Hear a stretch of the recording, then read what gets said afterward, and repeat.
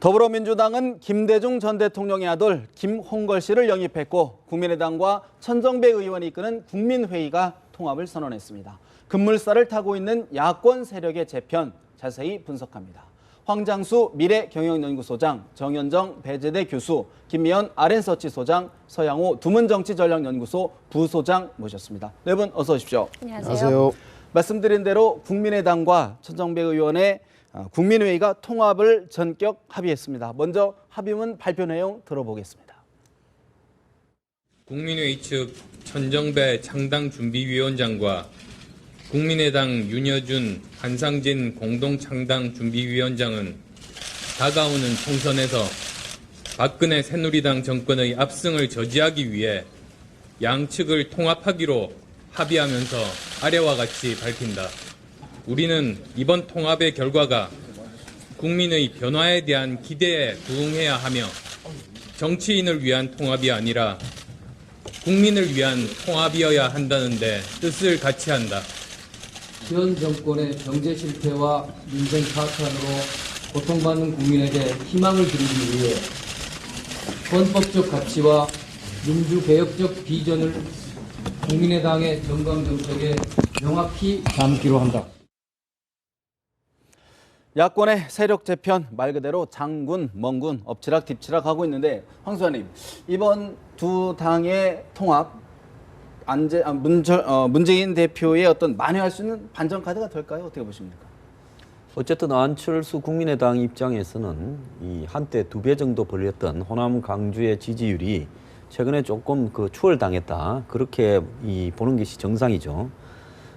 이 동교동이 탈당하고 전남 광주 의원들 다수가 탈당했는데도 이제 김종인 영입, 박영선 잔류, 또 영입 인사 행렬, 그리고 김홍걸 이런 김홍걸의 입당 등으로 결국은 문재인 쪽으로 추가 약간 기울면서 안철수 신당이 이렇게 좀 이 전체적인 세력 관계에서 밀리는 것 아니냐.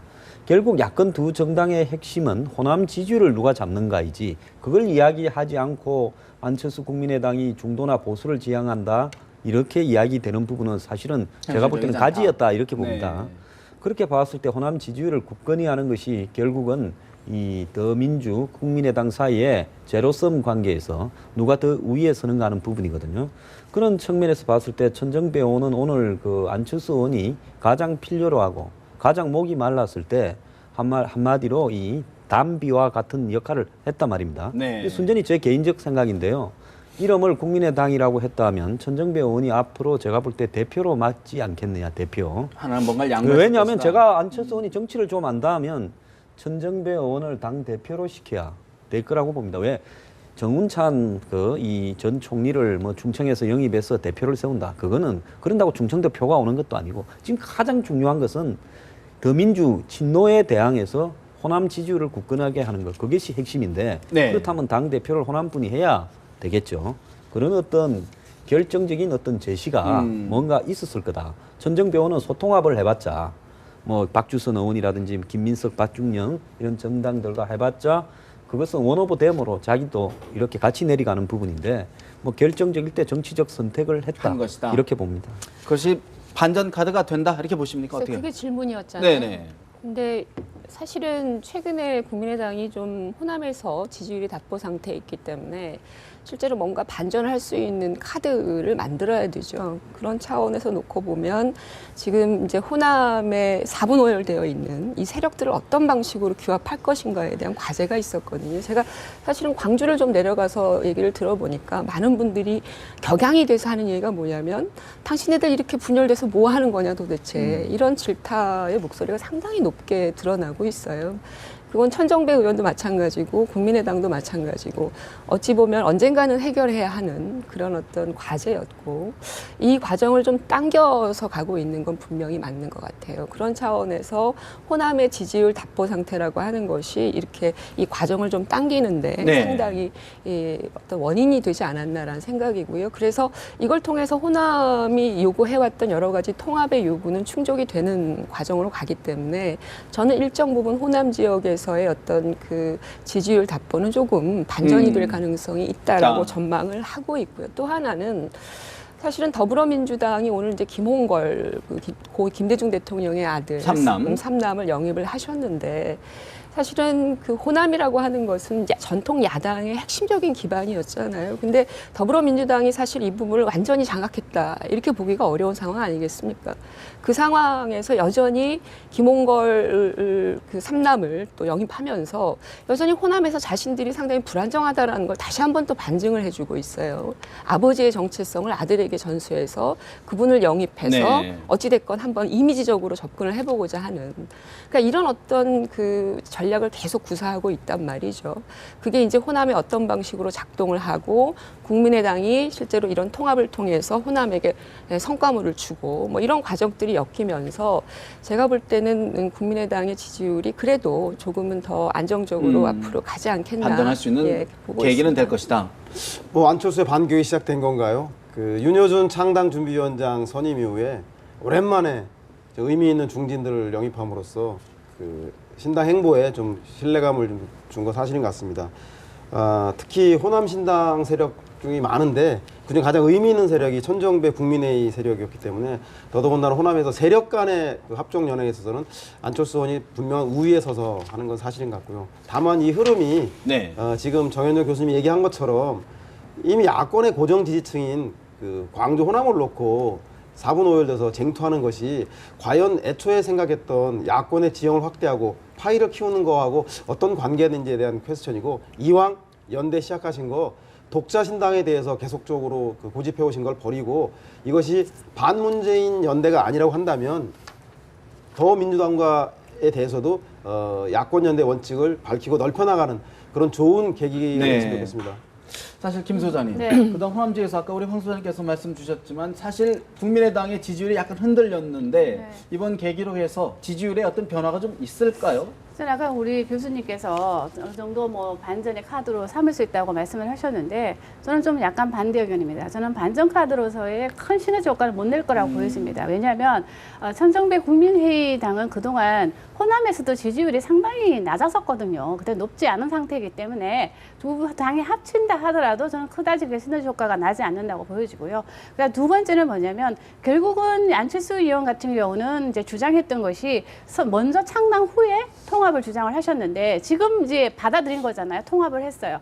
했는데 그 이유가 뭐냐? 절박함이라고 좀 보여집니다. 왜냐하면은 처음에 탈당할 때는 뭐 금방 원내 교섭단체까지도 구성할 줄 알았었는데 의외로 그렇게 되지 않고 있는 상황. 그러니까 마음대로 아까 말씀하신 대로 삼남을 영입해서 더불어민주당이 상당히 뭐 호남에서의 뭐 반등을 꾀야 한다고 지금 말씀을 하셨는데 그와 마찬가지로 안철수 의원도 호남에서의 지지가 자기가 생각한 것 때문에 나오지도 않고 두 번째는 전국 지지율도 더불어민주당보다 지금 낮게 나타나고 있는 상황에서 뭔가 반전의 카드가 필요한데요. 결국은 청정배 의원하고 손을 잡았다는 거는 저는 두 분의 색깔이 너무 다르기 때문에 과연 이 두 분의 화학적 결합이 큰 성과를 낼 수 있을까 하는 데서 의문이 좀 들고요.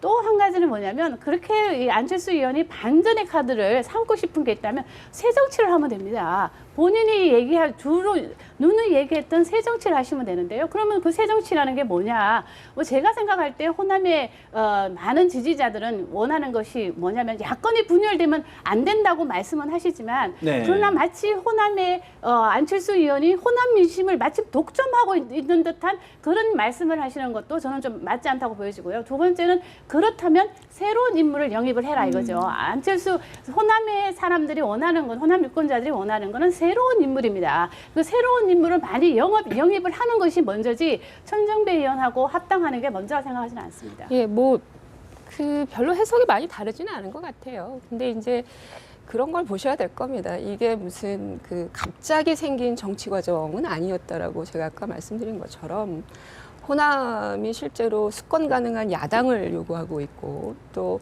문재인으로는 안 된다라고 하는 그런 기본 바닥 정서는 바뀐 게 없습니다. 이제 그런 차원에서 물론 안철수의 국민의당을 확실한 대안으로 삼고 있는 것도 아니죠. 그러니까 여러 가지 전략적 판단을 호남들은 하고 있다라고 하는 점이고요. 그랬을 때 아마 신당 입장에서는 과연 호남이 요구하는 게 뭘까에 대한 고민이 상당히 많았죠. 그러니까 뭐 단순히 그 뭐 김홍걸 이런 삼남을 그 이미지적으로 인물을 영입하는 차원을 넘어서는 호남이 본질적으로 지금 신당에게 요구하고 있는 가장 중요한 그게 뭔지 말씀하신 것처럼 새정치일 수도 있지만 또 한축에서는 끊임없이 제기되었던 것이 뭐냐면 분열되면 다 죽는다라고 하는 거거든요. 그 엄연한 부분에 대해서 사실은 안철수 의원 측이든 또는 천정배 의원 측이든 언젠가는 사실은 해결해야 될 문제였고 그 부분을 해결하면서 사실은 반등의 어떤 네. 요인들을 제공해 가는 것이고 이게 이제 말씀하신 것처럼 긍정적으로도 작용할 수 있고 부정적으로도 작용할 수 있어요. 그래서 정치적 과정이라고 하는 건 그런 것들을 네. 해나가는 것이라고 보여지고 아까 우리 그 서양호 소장께서 말씀하신 것처럼 이참에 더불어민주당과 그 연대하는 것도 고민하라. 좀 뭐 타당성 있는 그런 제안이시기도 하는데 그 요구는 사실은 호남 문제만 놓고 보면 호남에서 요구가 나와야 돼요. 네. 더불어민주당과 어쨌든 통합된 이 신당이 함께 총선에서 싸워라. 이런 요구가 호남에서 분명히 나오도록 더불어민주당이 그걸 만들어내야 네. 되는 거거든요. 여론들을. 근데 제가 알기로는 아직까지 그런 여론은 나오지 여론까지는 않고 있다. 있다라고 하는 것이 문제고요. 그게 만들어져야 정치인들은 움직여요. 알겠습니다. 예. 사실 아까 황 소장님께서 천정배 의원이 합당을 통합을 하면서 사실은 뭐 대표직 뭔가 있을 것 아니냐라는 말씀을 하셨는데 사실 두 분 오늘 기자회견에서는 지분 이야기 하지 않기로 했다라고 했는데 당내 역학 갈등 관계 우려하는 분들의 목소리가 많습니다. 어떻게 보십니까? 뭐 한쪽은 15명이 있고 한쪽은 1명이 있고 이런 입장에서 이름을 국민의당이라고 한다. 그럼 천정배 의원은 뭘 얻은 겁니까? 뭐 끝에 명분으로는 이제 호남 물갈이 천정배 의원이 뉴 DJ맨들을 심어야 된다. 뭐 결국 물갈이 하자 이야기인데 지금 안철수 의원당에는 그 있는 15명의 의원이 어떻게 보면 천정배 의원이 이야기하는 물갈이 대상일 수도 있는 거죠. 근데 그것도 다 보면 통합을 위한 명분이고 또 그 방법에 대해서도 신인들과 공정하게 경선을 하겠다는 식으로 형식적으로 들어가 있습니다. 자, 천정배 의원의 지지율은 뭐 당이 1.5, 1.7, 2%가 좀 안 나오고 있어요. 근데 천정배 의원이 합당을 함으로써 안철수 의원한테는 제가 볼 때 5% 이상의 지지율 상승을 줬다고 봅니다. 예. 아니, 오늘 여기에서 타이밍을 놓쳤다 그러면 실질적으로 급작스럽게 국민의당이 무너지는 이런 대목에서 천정배 의원이 역할을 했거든요. 자, 그럼 안 의원은 누구를 내세우든 본인이 당대표를 하면 세워야 될 거 아닙니까? 근데 본인이 당대표를 하면 여러 가지로 어려움이 많겠죠. 결과에 대해서 책임을 진다 이러면 총선이 혹시 잘못되면 안철수 의원은 정계를 은퇴해야 될 상황이 벌어질 수도 있어요. 그렇기 때문에 본인이 당대표를 안 하는 것이 제가 볼 때는 원칙이고. 이해관계가 예. 두 분의 이해관계가 맞아 떨어진 예, 것이다. 그러면 당대표를 누구를 세울 것인가? 제가 봤을 때 오늘 천정배 의원이 가장 결정적인 타이밍에서 정치라는 것은 시점이 있고 그 시점에 몸값이 극대화되거든요. 박영선 의원 같은 경우에도 탈당을 안 하겠다, 잔류하겠다는 시점이 그 본인이 이 아주 최고의 몸값일 때 그렇게 했습니다. 그 시기만 지나면 또 몸값이 땅으로 떨어져요. 그래서 천정배 의원 같은 경우에는 몸값이 극대화되었을 때 당 이름도 양보해 버렸습니다. 그럼 네. 뭐 얻었습니까? 장사를 저렇게 하면 아무리 그 법조인 출신이라도 그 안 되죠. 손해 본다. 예, 그렇기 때문에 천정배 의원이 제가 볼 때 저는 그렇게 봅니다. 당 대표 하기로 했다. 그리고 그것이 결국은 안철수 당의 추락을 막아가지고 본인이 적극적으로 호남 정서를 이 안철수 이 국민의당이 호남에서 대변되는 네. 그런 정당이다라는 이야기를 하고 다니겠다. 뭐 그렇게 됐다 이렇게 뭐 봅니다. 그건 좀 있으면 우리가 확인할 수 있을 것 같은데 예, 어떻게 보십니까? 뭐 지분 얘기는 하지 않기로 했는데 앞에 빠진 말이 있는 것 같습니다. 지분 얘기는 공개하지 않기로 했다는 것 같습니다. 왜냐하면 그 문재인 더민주당에서는 천정배 의원에게 실제로 주어질 게 별로 없습니다. 세력이란 의미 말고는. 왜냐하면 이미 문재인 대표가 그 호남의 지지율이 낮은 것 때문에 사퇴했고 그래서 문재인 안철수 선거 구도가 이미 사라졌고 거기에 양향자 그 삼성전자 상무를 영입함으로써 고졸 출신의 흑수저 인간 그 신진 정치인들과 현역 기득권 구도라는 걸 만들었기 때문에 네. 거기에 천정배 의원은 그 있으면 좋지만 없다고 해서 크게 전략적으로 어떤 큰 문제가 있는 것 같지는 않아서 더민주당에서는 천정배 의원에게 주어질 것이 없지만 안철수 그 국민의당에서는 제가 보기에는 호남의 대표성에 대한 문제를 가지고 안철수 의원은 네. 의원의 확대를 그리고 천정배 의원은 고정 지지층인 호남의 그 상징성을 두 분이 필요 충분 조건이 맞기 때문에 제가 보더라도 당 대표까지는 아니어도 뭐 공동 선대위원장이라던가 네. 뭐 이런 것들을 해야지만 그 호남의 대표성들 그건 천정배 개인이 좋고 나쁨이 아니라 제가 보기엔 두 그 국민의당이 그 외연 확장과 고정지층이라고 하는 두 가지 시너지를 높이기 위해서는 네. 제가 본 천정부위원회 그럼 마땅하게 대우를 해주는 게 맞다. 타당하다고 정 생각합니다. 교수님, 사실 뭐 아울러서 하나 더 질문드리면 이번 통합 과정에서 사실 이제 김한길 전 공동대표의 역할이 상당했다. 사실 그동안은 탈당 이후에 도대체 무슨 일이 있냐, 심지어는 이제 갈등설까지 있었단 말이죠. 김한길 의원의 역할은 어떻게 보십니까?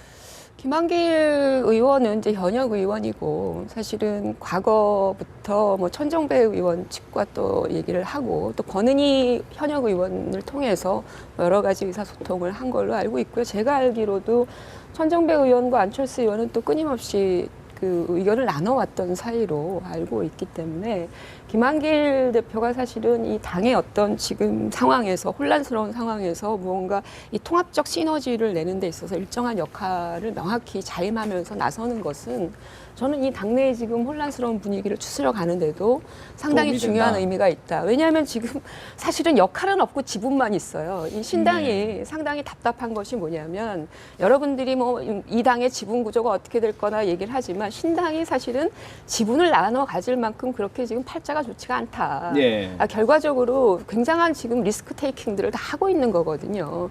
자기 선거도 어려울 수도 있고 여러 가지 어느 상황이든지 신당이 그 개입하는 선거는 신당에게 상당히 불리해요. 그런 예. 차원에서. 그런 상황에서 놓고 보면 이들이 지금 지분을 가지고 얘기할 때가 아니라 뭉쳐서 살아야 된다라는 생각. 그래서 지분과 파이를 늘려야겠죠. 앞으로 모든 과정들 속에서. 그런 과제가 있다라고 하는 점이고 그런 차원에서 아마 천정배 의원도 지분의 문제를 얘기하기보다는 어쨌든 이기고 보자. 현실적으로 선거에서 보자. 3당이 어쨌든 존립해야 한다라고 하는 어떤 그런 절박한 인식을 갖고 있고 그런 차원에서 김한길 의원도 자기 역할 구조를 할 것이다. 열어가고 있다고 보여지고요. 네. 당내에서 지금 알고 계시는 여러 가지 뭐 혼란과 계파 갈등 뭐 이런 얘기 하시는데 저는 국민의당이 그렇게 팔자가 녹록지가 않다. 네. 네, 지금 일하느라고 바빠요, 내용적으로. 그리고 제가 이제 일을 돌아가는 걸 보면 실제로는 지금 다들 의원들도 일하느라고 바빠요. 각자 역할들에서. 그런 상황이기도 하고 그만큼 팔자가 좋지 않다라고 하는 점도. 지금 사실 이제 저희들 궁금한 게 이제 천정배 의원까지 들어갔는데 나머지 신당 세력들도 합류를 하게 되면 일부에서는 이거 또 호남당으로 돌아가는 것 아니냐라는 우려의 목소리가 있단 말이죠. 그런 시각들은 어떻게 평가하십니까? 그러니까 그것이 이제 문제인 거죠. 그것이 바로 안철수 의원이 가지고 있는 딜레마라고 저는 보여지고요.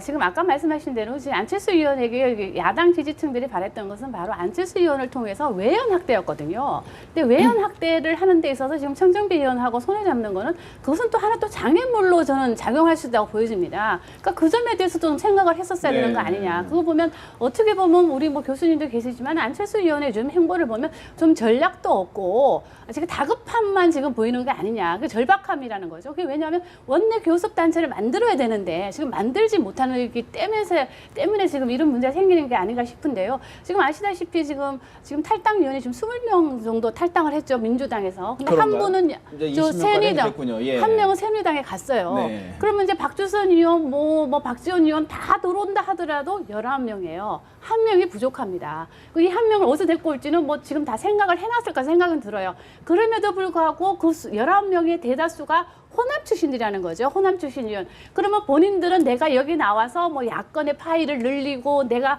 뭐 외연을 확장하겠다고 말씀을 하셨지만 안 맞다는 거죠. 그리고 지금 아시다시피 제가 뭐 방송에 누누이 말씀드리지만 현역들의 교체 지수가 지금 제일 높은 데가 호남이거든요. 근데 이런 분들과 더불어서 새 정치를 한다고 하고 외연을 확장한다?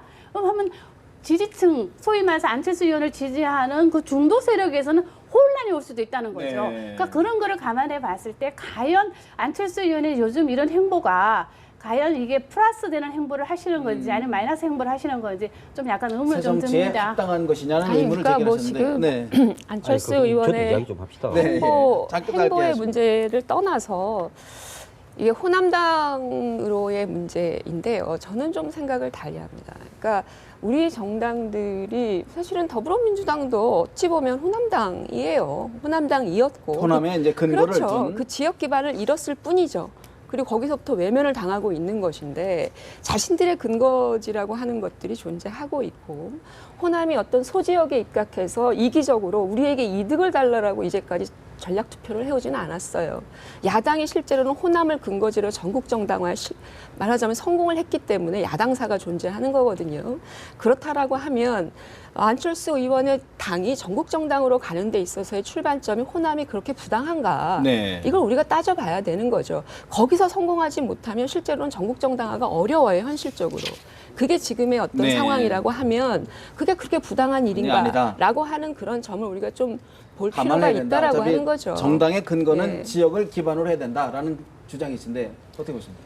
예, 저는 지극히 당연한 부분이라고 보고요. 이번에 대만 선거에서도 보면 북쪽 남쪽이 표가 갈렸고 미국에서도 공화당 민주당이 갈리고 이러기 때문에 어느 나라든 지역적인 어떤 부분이 있을 수밖에 없습니다. 그래서 이제 중요한 것은 그 지역이라는 부분을 갖다가 정확하게 현실을 인정하고 가야 된다. 저는 안철수 당이 처음에 굉장히 좀 모순이 있었던 게요. 자, 호남에서 지지를 대부분 받으면서 한편으로 이 보수 진영의 표도 없고 그 다음에 MB 정권에 실용 인사라는 사람들도 영입하고 또 정운찬 총리를 데려와서 충청도 얼굴로 해서 당의 대표로 세워보겠다. 이런 아주 짬뽕 같은, 또 본인은 부산 출신이고 이제 이렇게 가면서 이제 뭘 잃는가 하면 처음에 호남의 열화 같은 지지가 그 과정에서 네. 또 이념적 논란도 됐어요. 국부론 문제로. 그러면서 점점 흔들려 버린 겁니다. 그렇기 때문에 지금 더민주와 또 안철수 국민의당의 핵심은 호남 패권을, 호남의 정서를 어떻게 장악해서 서로가 미리 굳히느냐. 그 다음에 굳힌 다음에 거기서 싸움이 끝난 다음에 외연을 확장하는 쪽으로 가는 것이 제가 볼 때 네. 현실이라고 봐요. 정치가 그런 현실을 도외시하고는 그런 어떤 이 국민들에게 지지를 네. 받기 어렵다는 겁니다. 그래서 이제 이야기를 많이 하다 보니까 이것도 저것도 다 놓치는 이런 양상이 올 수가 있는 거죠. 그래서 제가 볼 때 기본으로 돌아가는데 이 역할은 안철수 의원은 정치 경험이 일천하기 때문에 김한길, 건노갑 등 이런 지금 노예한분들이 네. 거기에 가담해 있기 때문에 아마 안철수 의원에 대해서 호통도 치고 굉장히 질타를 했다 하지 않습니까? 그래서 이런 방향으로 턴이 되고 천정배 의원 입장에서 봤을 때 지금 길이 어디 있습니까? 본인 혼자 당선될 수는 있겠지만은 솔직히 별 뾰족한 길이 없습니다. 그러니까 결정적일 때 또 본인은 그런 선택을 한 거죠. 그렇다 보니까 야권 사실 DJ 김대중 대통령의 적통이 누구인지를 놓고 사실 또 새로운 논쟁이 되는 것 같은데 갈라지고 증오하면 정권 교체가 멀어진다. 부소장님, 사실 지금 가장 궁금한 것이 저희들이 이제 생각이 이호 여사와의 생각이 교감이 된 것인지 그 부분이 사실 가장 궁금한 거 아닙니까? 어떻게 보십니까? 그럴 리가 있겠습니까? 일국의 대통령의 영부인까지 하셨던 분이 특정 계파에 편들 것 같지는 않고요. 저는 현재 호남에 대한 적자 논쟁을 보면서 네. 아버지 유산을 놓고 조카하고 삼촌하고 다투는 게 아닌가. 동교동계 원로들은 물레방아를 돌린 흘러간 물이고 또 김홍걸 의원은 그 방앗간집에서 나온 돈으로 공부하고 배우고 먹고 산 분 아닙니까? 서로 비슷한 분들이 서로 유산 가지고 싸우는 거 좋아 보이지 않고요. 네. 특히 본인이 자기 정치에 자기 목소리를 내야지. 지금 한참 논란이 되고 있는 게 재벌 2세, 3세들의 금수저 논란인데 아버지가 대통령이었다는 이유만으로 네. 유력한 정치인이라는 이유만으로 내가 당연히 정치에 나서 내 몫을 챙겨야 한다는 것들은 또 다른 정치 참여하고는 상대에 박탈감을 줄 것 같고 이런 회고주의 예전에 있던 원로 정치라던가 지역주의 저는 가장 큰 원인이 문재인 안철수 두 분의 네. 통합과 과정을 이겨내지 못하고 분열한 것이 가장 큰 문제라고 생각이 듭니다. 왜냐하면 국민들은 기존의 낡은 정치를 싫어해서 안철수 문재인을 정치의 링으로 불러들였는데 그 두 분이 힘을 합쳐도 낡은 정치, 과거 정치인 지역주의와 맞서 싸우기 힘든데 네. 서로 각각의 욕심을 가지고 분열 다툼을 하니 서로가 과거 정치인, 지역주의 정치를 불러들여서 대리이전을 치르고 있는 양상이기 때문에 저는 어떤 형태로든지 세력 정치에 대해서 결과는 나겠지만 이 후과는 문재인 안철수 두 분이 깊이 있게 고민해봐야 할 대목인 것 같습니다. 공동으로 책임질 수도 있다. 점수를 굉장히 좀 박하게 주셨는데 한 말씀 해주십시오. 사실은 그렇게 봐요. 우리 서양호 부소장님은 항상 둘 다 틀렸다. 그런데 어쨌든 김홍걸 삼남의 결정은 개인적인 결정이었잖아요. 본인이 어찌됐건 간에 그것의 파급력이든 무엇이든지 간에 본인이 혼자서 개인적으로 결정을 내린 거란 말이에요. 그리고 문재인 대표가 실제로 그걸 영입하기 위해서 노력을 해왔던 거 아니겠습니까? 그렇다면 그 관계 속에서 과연 문재인 당대표는 김홍걸 삼남을 왜 어떤 메시지를 위해서 영입을 하는가가 명확히 드러나야 되는 건데 지금 당장 들어보면 또 흙수저 금수저 그러니까 본인들이 과거에 했던 인재 영입의 칼날을 또 바꿔내는 이런 모습들을 보여주면서 이른바 메시지를 잃어가고 있는 더불어민주당에 대한 나름대로의 비판적 관점은 분명히 있어야 될 것 같다는 생각이 들고요. 이훈평 의원이 그런 얘기를 했습니다. 전 의원이. 네. 동교동계 탈당하신 분이잖아요. 이분께서 이 김홍걸 삼남이 더불어민주당에 영입된 것에 대해서 제발 그 삼남에게 비례대표 한 자리라도 꼭 주는 책임을 보여줬으면 좋겠다. 그게 호남이 원하는 것일 수 있다. 당신들 맨날 호남에게 얻어가려고만 하고 제대로 준 게 뭐 있냐. 그러니까 데리고 갔으면 책임을 지고 비례대표 한석 반드시 줘라. 그러기를 바란다. 그게 책임 정치다. 이렇게 얘기를 하는 것을 봤을 때는 김홍걸 삼남이 간 목적이 명확한 거예요. 더불어민주당 가서 비례대표 받아서 정치하기 위해서 간 겁니다. 그렇다면 그런 방식으로 이 문제를 봐야지 네. 예컨대 무슨 안철수 의원과 또 문재인 의원이 호남에서 주도권 쟁탈을 한다? 이런 거는 아닌 아닐 거잖아요. 것이다. 그렇죠. 예. 저는요 김홍걸 의원한테 아마 더민주에서 김홍걸 의원은 의원은 아닙니다. 의원이 이제 아니구나. 의원이 되시겠죠. 제가 말 속에 의원이 될 거라고 방금 이야기를 하려니까 저도 착각했네요. 저는 비례대표를 줄 거라고 봅니다. 사실 그 김대중 대통령의 사회 자녀가 다 불행한 일이 있었죠. 또 안 좋은 일이 있었지 않습니까? 그런데 2명은 국회의원을 했고 이제 마지막 남은 사람도 이렇게 배지를 달아주는 것이 오늘날 김대중 정신, 노무현 정신을 이야기하고 있는 한국의 야당 정치의 한계라 이렇게 봅니다.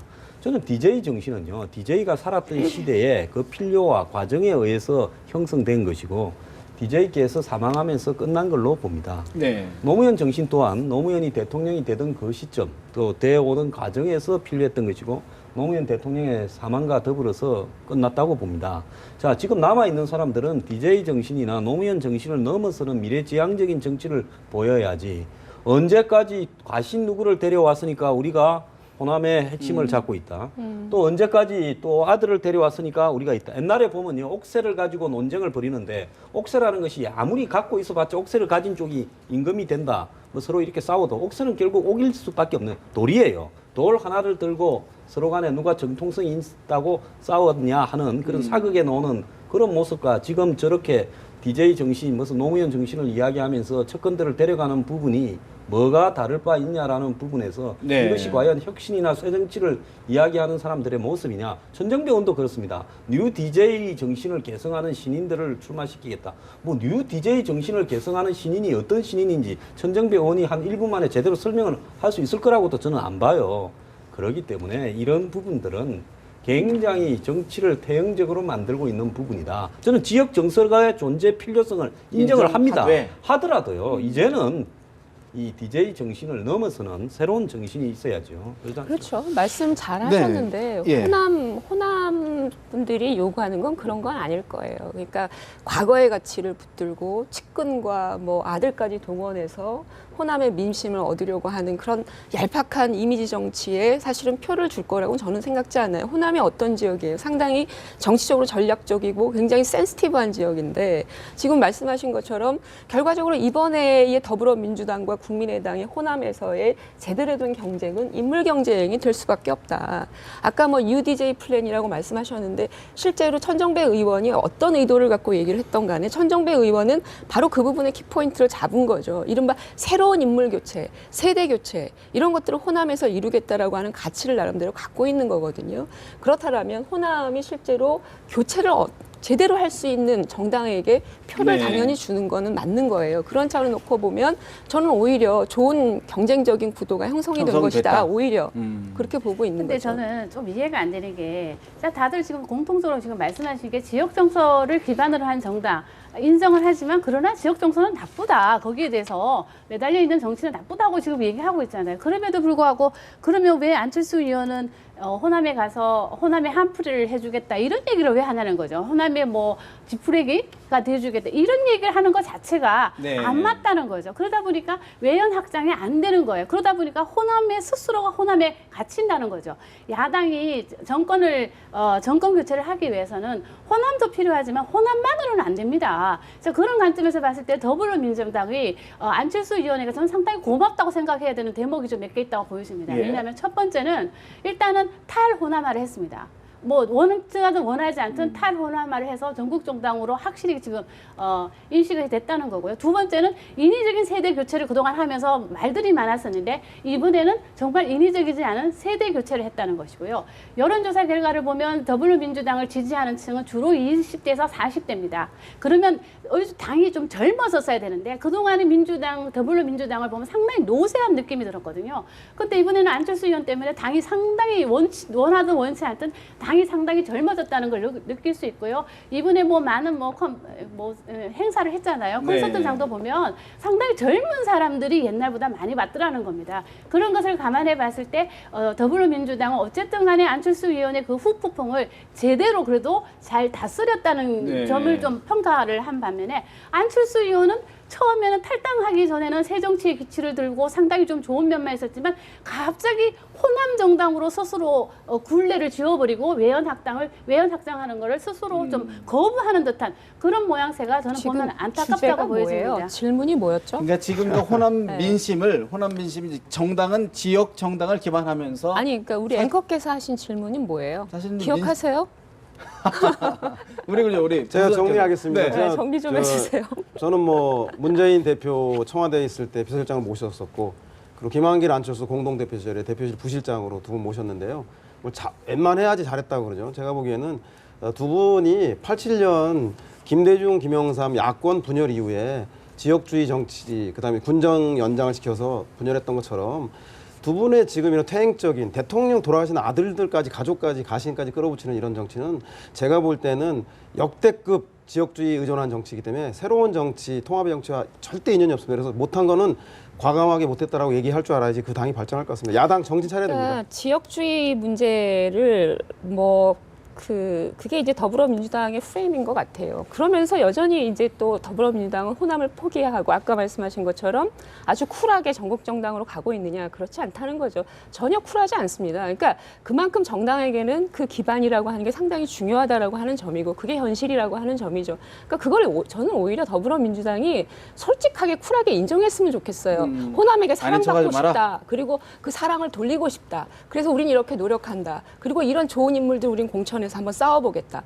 이렇게 뒤에 숨지 말고 전국 정당이니 지역 정당이니 이런 식으로 하지 말고 실제로 아주 당당하게 내놓고 얘기를 했으면 좋겠고, 두 번째는 사실은 지역주의의 문제가 있지만 또 하나 호남이라고 하는 지역은 실제로 수권을 만들어내려고 노력을 했음에도 불구하고 지역적 소외라고 하는 게 있어요. 지방의 소외라고 하는 것도 있고 여러 가지 측면에서 소외감들을 갖고 있단 말이죠. 그 소외감은 형평성과 공평성을 찾아내는 데 있어서 상당히 중요한 키워드가 됩니다. 그러니까 그런 차원 뭐 인사로든 또는 어떤 정부의 기본적인 어떤 개발 이익이든 그런 것들을 통해서 뭔가 공평한 정책 관리라든지 이런 것들이 필요한 거죠. 그런 현실을 우리가 알고 있으면서 그걸 얘기하면 그걸 지역이고 지역을 볼모로 잡았다 이렇게 얘기하는 것 자체는 그렇게 문제죠. 느끼는 건 상대적이지 않을까요? 언제나 그런 것들은 다 존재하는 알겠습니다. 겁니다. 여기 우리 갈 길이 밟습니다.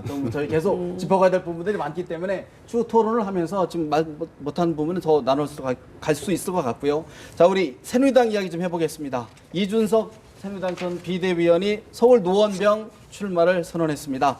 고향에 돌아온 연호인데 불곰이 있더라 이런 말을 남겼는데 이야기 직접 잠깐 들어봅니다. 중랑천을 따라 올라가는 연어처럼 제 고향에 출마하고 싶은 마음이 강했던 것이고 공교롭게도 그 중랑천을 타고 올라가니 제 고향에 불곰 한 마리가 있는 것 같습니다. 그런데 사실 지역 주민들은 그 곰이 상계동 곰인지 아니면 지금 호남 지역에 관심이 있는 곰인지 아니면은 어떤 다른 곰과의 다툼에 관심 있는 곰인지 상당히 의아해하고 있습니다. 그렇기 때문에 실제로 상계동에서 그 곰이 잘 보이지도 않는다고 합니다. 지역 발전을 위해서 열심히 노력해 왔습니다. 그리고 뭐 누구나 민주주의 국가에서 출마의 자유가 있는 것 아니겠습니까? 민주주의 국가에서 출마할 자유가 있는 것 아니냐, 안철수 의원의 이야기인데 황 소장님, 연어가 불곰을 잡을 수 있을까요? 어떻게 보십니까? 그 불곰은 노련한 그 포수, 사냥꾼 중에서 최고의 사냥꾼이 한 방에 쏴서 이렇게 급소를 맞춰서 죽여야 잡지. 그것도 사냥꾼도 불곰을 갖다가 섣불리 잘못 쐈다가는 오발되면 자기가 죽어요. 최고의 명수 아닙니까? 그래서 저 비유는 뭐 정치적인 경험이 일천에서 좀 잘못됐다고 봅니다. 연어가요, 이렇게 강을 거슬러 올라가면 끝은 이래도 죽고 저래도 죽습니다. 곰이 딱 목에서 기다리고 있다가 연어를 갖다가 이렇게 물을 갖다가 흔들어서 연어를 기절시켜 가지고 떠 가지고 먹습니다. 그걸 피해서 올라가면 이제 알 놓고 나서 기진맥진해서 세진해서 연어가 죽어요. 그렇기 때문에 연어는 곰을 잡지는 못하죠. 자, 여기서 새누리당이 노련한 포수를 노원병에 보내서 안철수 의원을 갖다가 곧바로 잡아야 되는데 네. 새누리당이 저렇게 연어를 보내가지고 앞으로 어떻게 하겠다는 건지. 근데 왜 새누리당은 항상 키드라고 보이는 이런 뭐 20대, 30대 초반 이런 사람들만 이 대권 곰들한테 주자에게 지난번에 사상에 있는 곰 잡으러도 손수죠. 키드가 네. 갔고 이번에는 또 노원병에도 키드가 가요. 애들은 키우고 이렇게 더 훈육시켜서 정치를 가르쳐서 이렇게 해야지 저런 식으로 새누리당이 왜 정치를 하는지 혹시 그냥 성공하면 소 뒷발 디뎌서 잡으니까 다행 실패하면 뭐 애들이니까 질 수도 있지 이런 이야기를 하는 저도 겁니까? 완전 애는 아니잖아요. 30대인데. 잃을 것이 없다. 초반이죠. 이준석 의원 비대위원 입장에서 뭐 특별히 잃을 게 없다는 그런 심정 아닐까 싶은데 어떻게 보십니까? 근데 뭐 야당의 김종인, 윤여준, 동교동 어른 보다가 오랜만에 젊은 사람 보니까 여야를 떠나서 참 보기 좋고요. 그래서 저런 분들이 많이 나왔으면 좋겠다는 선전을 기원합니다. 다만 한 가지 좀 고민스러운 대목은 이준석 의원은 이번에 지더라도 이기는 게임이고 안철수는 이겨도 이게 남는 게 없는 장사입니다. 그래서 제 생각에는 뭐 지금이야 언론의 관심 때문에 이준석 의원이 좀 높게 나오지만 네.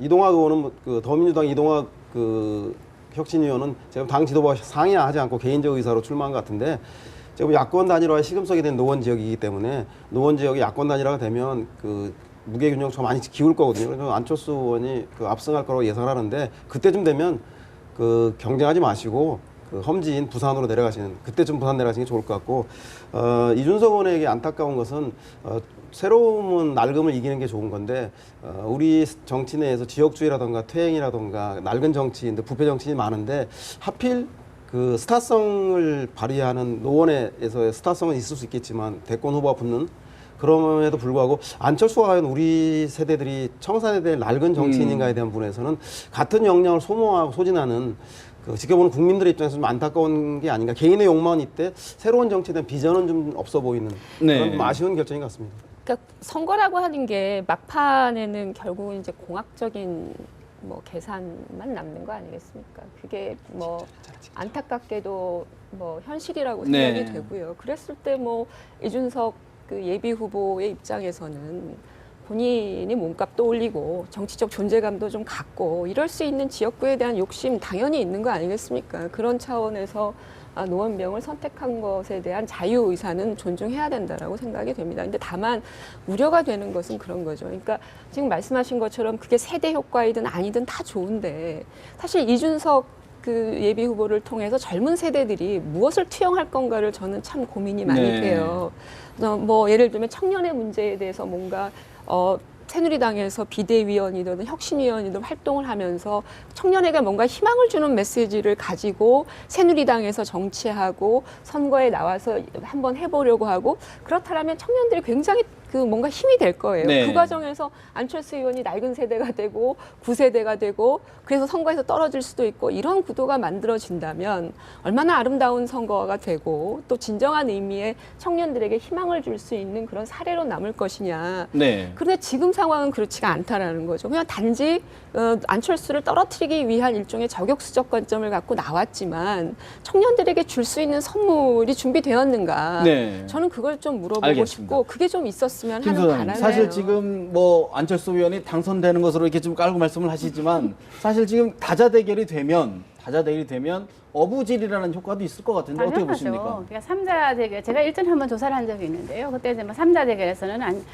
이준석 의원이 좀 우위를 점하는 거로 나왔던 조사도 있습니다. 그런 거를 감안해 봤을 때 지금 뭐 안철수 의원이 당연히 이길 것이라고 뭐 미리 예단하는 거는 좀 문제가 있지 않아 보여지고요. 저는 뭐 이준석 의원이 뭐 출마하는 본인의 자유죠. 뭐 자유인데 본인이 뭐 왜 더 많은 지역에서 그 지역을 갖느냐 하는 거는 본인 연고가 거기 있다는 거 아닙니까? 본인이 네. 뭐 상계동 그쪽 출신이고 뭐 이런 얘기를 했고요. 무엇보다도 아까 말씀하신 대로 정치적 존재감을 좀 노린 거 아니냐 그런 점이 저는 좀 높게 있는 것 같고요. 그것보다 더불어 저는 이제 안철수 의원이 과연 이 노원병에서 계속 있을 거냐 아니면 다른 지역으로 갈 것인가 이제 이게 관점인데요. 안철수 의원이 지금 뭐 이 지역을 버리고 딴 지역을 간다면 결국은 뭐 이준석이 무서워서 도망가는 거 아니냐 이런 오해도 살 수 있다는 거죠. 그런 관점에서 봤을 때 지금이라도 빨리 본인의 거취를 결정하는 게 지금 맞다고 보여지는데 지금까지는 절대로 나는 이 지역을 안 떠나고 노원병에 있겠다 말씀해놓고 막판에 가서도 옮기면 그런 오해를 받을 수 있다. 그리고 똑같이 본인의 말을 지키지 못하는 정치인으로서 낙인 찍힐 수가 있다는 거죠. 지금 뭐 벌써 천정배 먼저 통합 후에 뭐 연대한다고 이야기했다가 지금 먼저 연대하고 3자 연대 뭐 야권 연대는 절대로 없다 얘기했다가 또 할 수도 있는 거고 그렇다면은 안철수 의원의 말에 신뢰도가 안 간다는 거죠. 그런 걸 봤을 때 본인의 거취는 빨리 결정하는 게 좀 좋지 않을까 안철수 질문이 싶습니다. 네. 지금 이준석 의원 문제였는데 그러니까요. 안철수 의원이 그거는 만약에 지금 안철수 의원이 그 지역구를 옮긴다 그러면 마지막 카드로 남겨두지 않을까요? 나중에 아니요, 뭐 그런 상황에 대해서는 여러 네. 가지로 뭐 그거는 동의합니다. 그러니까 이 부분에 대해서 창당을 하는 과정에서 뭔가 좀 미래를 내다보고 사전에 지역구 문제를 정리해야 되는 그런 타이밍을 이제 놓친 거는 맞는 것 같아요. 근데 그럼에도 불구하고 어차피 결과적으로는 하나의 선택을 해야 되는데 그 선택의 핵심적인 기준은 무엇인가가 생겼어요. 과거에는 무소속 안철수는 개인에 대한 목적만 중요하게 봤지만 이제는 당과 함께 존재하고 있고 더군다나 신당이 이번 총선에서 어느 정도의 의석을 확보하느냐라고 하는 그런 아주 새로운 대명제가 생겼다란 말이죠. 그렇다면 이런 판단은 안철수 의원 개인이 내리는 문제라기보다는 이제는 당이 이제 선거 체제로 돌아가면 전략적인 이른바 이 결정을. 말 놓기를 네. 할 거예요. 그런 차원에서 안철수 의원이 어디에 나가서 붙는 것이 당을 위해서 좋은 거냐, 떨어지더라도 당을 위해서 좋은 것이냐라고 하는 그런 판단들이 내부에서 모아지는 과정이 필요하고요. 제가 볼 때는 뭐 그런 비난들 충분히 감수하고 가리라고 봅니다. 네. 만약에 노원병에 나가는 것이 당을 위해서 도움이 되는 것이다라고 하는 내부적 전략 판단이 나온다 하면 저는 뭐 이준석 뭐 하고 싸워도 되고 또 나온다 거기서 안 한다라고 하면 네. 이준석 무서워서 나왔다. 그렇게 알겠습니다. 하고 당을 위해서 사실은 선당우사를 하는 그런 지역구를 정의당 선택하는 것이 노회찬 필요하다 전 이렇게 의원도 보고 있습니다. 있는 거죠. 예, 저는 그 먼저 하늘이 두 쪽이 나도요. 이번에 선거 막판에 야권의 선거 연대가 이루어져서 노회찬 씨가 만약에 안철수 의원이 저기에 놓는다면 노원병에 같이 싸울 가능성은 거의 없다고 봅니다. 없다. 그리고 각자 또 조정이 될 거예요. 제 말 뭐 한번 두고 보십시오. 과거에는 그다음에 조정이 안 됐는데. 이 정치가요 이렇게 희화화되는 부분에 저는 이 각 당을 책임지고 있는 주요 정치인들이 문제가 매우 크다고 봅니다. 과거에 7, 8, 90년대에 보면 정치가 선거 때 굉장히 역동적이게 예를 들어서 이 비중 있는 정치인끼리의 이렇게 이 싸움도 벌어지고 이러면서 국민들에게 정치가 던지는 메시지가 네. 뭐냐를 확연하게 차별화하면서 보여줬죠.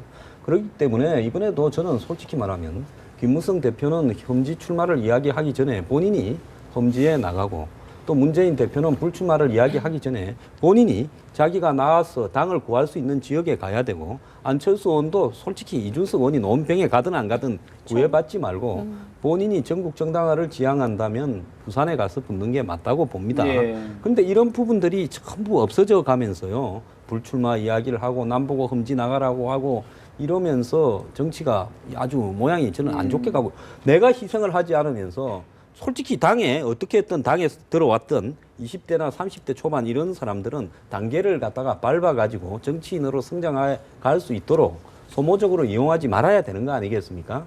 그런 어떤 입장에서 봤을 때 네. 정치가 지나치게 장군 멍군식으로 이렇게 한마디로 이 전술적인 전략적인 측면만 따지는 쪽으로 갔어요. 알겠습니다. 국민들의 정치 혐오를 더 가중시키고 있다 봅니다. 알겠습니다.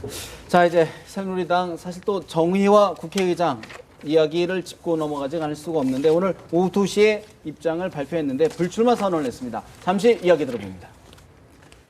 저는 20대 총선에 불출마할 것임을 공식적으로 말씀을 드립니다. 저희 지역구인 부산 중동구는 물론이고 동서화합 차원에서 권유가 있었던 호남 등 다른 지역에 출마하는 일도 없을 것입니다. 물론 새누리당을 저버리는 일 역시 결코 없을 것입니다. 정의화 의장, 사실 뭐 호남 출마설, 국민의당 입당설, 뭐 대권설까지 뭐 나왔었는데 부소장님 어떻게 보십니까? 본인이 이제 결국은 직권상정 안 하겠다 그 입장을 또 강하게 나간 거라고 볼 수 있겠죠? 그렇습니다. 제가 보기에는 뭐 탈당이다, 뭐 합당이다, 뭐 온갖 철새들이 날아다니는 이 시점에 자기 소신을 정확히 밝힌 정의화 의장이 돋보이는 것 같고요. 저에겐 직권상정은 그 선거구 획정이라고 하는 초헌법적 상황인 걸 제외하고는 나머지 절대 받아들이지 않겠다. 의회 삼권분립의 정신을 지켜서 여야가 대화와 협의를 통해서 법안 문제를 처리해 나갔으면 좋겠고 나중에 문제가 되는 법안, 뭐 국회 선진화법이라든가 이런 법안들은 추후에 반드시 개정됐으면 좋겠다라고 하면서 당신 임기 때는 절대로 그렇게 통법으로 전락하지 않겠다라고 하는 뭐 국회 존엄 선언으로 일단 보입니다. 근데요, 지금 정의원- 남들은 안 해도 되는 기자회견을 일부러 하셨어요.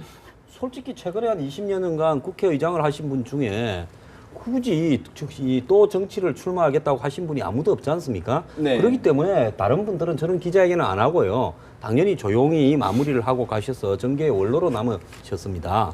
그리고 또 저런 기자회견을 한다면 12월 초에 법안 통과가 되기 전에 깔끔하게 내가 이 직권 상정을 안 하겠다는 것은 나의 민주주의에 대한 소신 소신이다. 때문이지 다른 생각이 있어서가 아니다라고 했어야죠. 지금 한번 보세요. 광주 출마한다, 국민의당으로 간다부터 시작해서 국회 사무총장이 또 글로 가느냐 하고 국회에서 온갖 질의가 벌어지고 그러면서 정의화 의장이 왜 저러느냐. 앞으로 뭐 또 본인이 엊그제는 또 개헌 이야기를 하셨더라고요.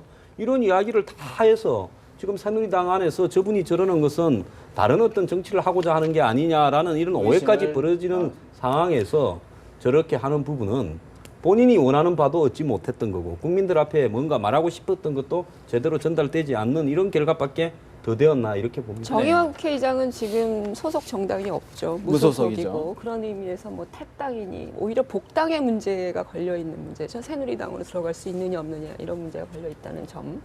그 얘기 좀 하고 싶고요. 또 하나는 뭐냐면 저는 정의화 의장이 저렇게 지금 뭐 이해할 수 없는 행위들을 한다라고 말씀하시지만 저는 오히려 새누리당이 저렇게 내몰고 있다라고 생각을 해요. 그러니까 사실은 이걸 직권상정의 문제로부터 출발을 해서 계속해서 새누리당과 청와대가 국회의장을 압박해 왔다는 얘기죠. 국회의장의 어떤 역할과 권한과 또 그가 할 수 있는 일을 계속 제약하려고 했단 말이에요. 결국은 국회의장을 자신들의 시녀로 활용하겠다라고 하는 것과 뭐가 다릅니까? 네. 그런 식으로 정의화 의장의 정치적 입지와 나름대로 자기의 어떤 책무의 권한 부분들을 상당히 침해해왔다. 그런 상황에서 오히려 정의화 의장이 지금 상당 부분 이 골목에 지금 묶여 있는 것 아니겠습니까? 그런 차원에서 이른바 이 불출마라고 하는 그런 어떤 아주 강한 카드를 내놓으면서까지도 자기 입장을 관철시키겠다라고 하는 거예요. 이 과정은 정의화 의장의 문제만 놓고 볼 수 없다. 새누리당과 청와대가 과연 네. 국회의장을 어떻게 보고 있는가 이 문제를 그대로 반영한 것이다. 그래서 이렇게 정치 게임을 네. 계속 하고 있는 거죠. 저는 강요된 불출마 기자회견으로 생각을 합니다. 아까 말씀하신 대로 뭐 새누리당에 의해서 저는 이렇게 됐다고 보여지고요. 근데 이번 기자회견의 가장 핵심은 저는 새누리당을 저버리는 일은 없을 것이라고 단호하게 얘기했다는 거죠. 근데 그런 걸 봤을 때 저는 뭐 당이 많이 생기다 보니까 신당 쪽에서 이 사람 저 사람 계속 거론을 하다 보니까 본인의 입지가 상당히 좀 곤란해졌죠. 그러다 보니까 어쩔 수 없이 지금 이런 얘기를 한 게 아닌가 싶어서 좀 안타까운 생각이 좀 듭니다. 네. 근데 국회의장으로서 역할을 하고 제가 보기에는 그 더민주당은 원래 얘기했던 야당의 고정 지층 확대를 위해 노력하고 그 국민의힘은 국민의 당은 외연 확장을 각자 처지에서 자기 역할을 잘하면서 시너지를 발휘하는 그 지혜가 필요한 때가 아닌가 그렇게 생각이 듭니다. 알겠습니다. 사실 선거가 이제 계속 임박해지면서 각 여야 세력의 재편이 이루어지고 있는 것 같습니다. 아까 우리 황 소장님 말씀처럼 정치가 정치 공학적으로만 흘려서는 안 될 것 같다는 생각도 해봅니다. 내부 말씀 여기서 줄이겠습니다. 말씀 고맙습니다.